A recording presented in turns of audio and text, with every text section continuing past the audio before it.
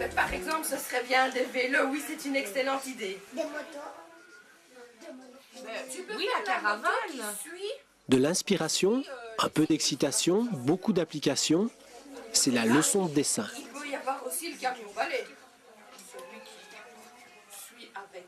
La tour Eiffel, des cyclistes, des spectateurs, une caravane, c'est le Tour de France.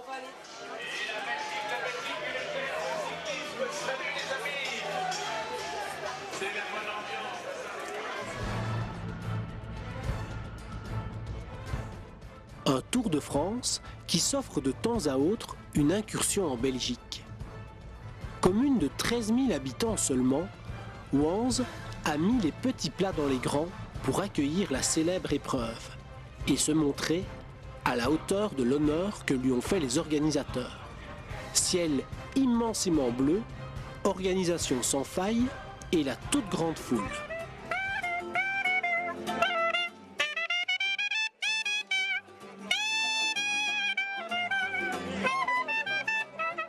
Le Tour, c'est aussi un grand tourbillon de couleurs, de saveurs, de senteurs, de bonne humeur. C'est le cirque du soleil sur les routes.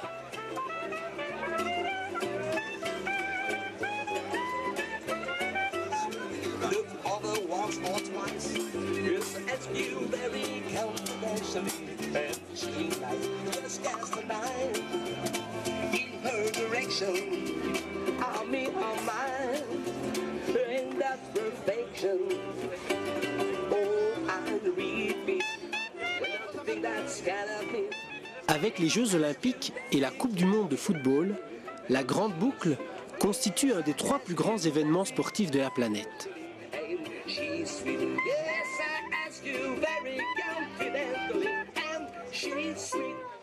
Un prologue, 9 étapes de plaine, 6 étapes de montagne, 26 cols de 2e et 1re catégorie, 4 étapes accidentées, une étape contre la montre, 2 journées de repos, 3642 km, c'est le Tour de France 2010.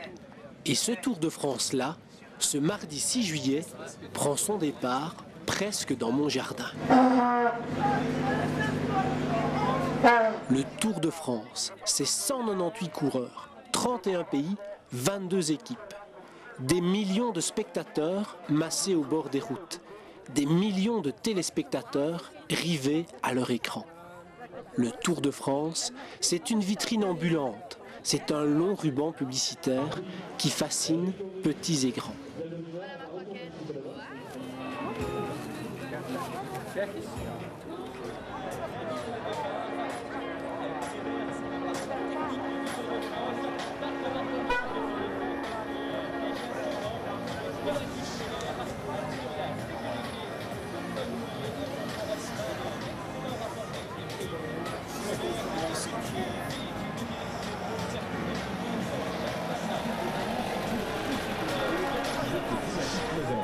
Partenaire confiance du Tour. Après le show, les choses sérieuses. Au menu de l'étape du jour, de nombreux secteurs de Paris-Roubaix. Les pavés de l'enfer du Nord ne font rire personne. Chutes, crevaisons et bris de matériel y sont monnaie courante. La tension monte. Place aux coureurs. Là, il y en a des vrais, là.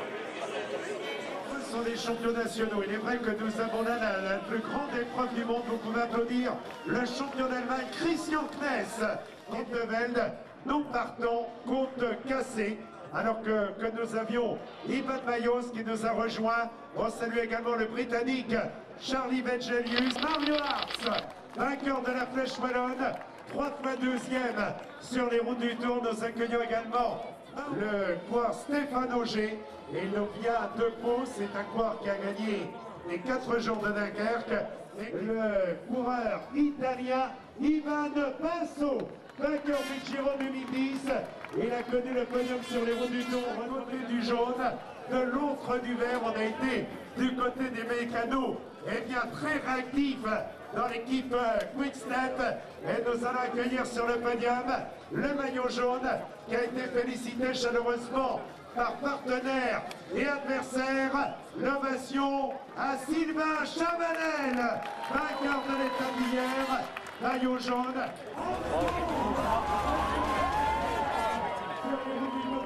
Bon, il y a du monde, hein. C'est une terre de vélo, donc on connaît ça depuis 3 jours maintenant et ça fait du bien de partir pour le véritable tour parce que je considère qu'on est encore qu'au début et ça donne beaucoup de motivation pour la suite. Sylvester Speed nous rejoint maintenant, c'est l'épreuve qui avait mis son nom. Et c'est parti pour ceux qu'on appelait jadis les forçats de la route. Dans 213 km, l'un d'entre eux lèvera les bras en signe de victoire. Paris ne sera plus qu'à 2810 bornes.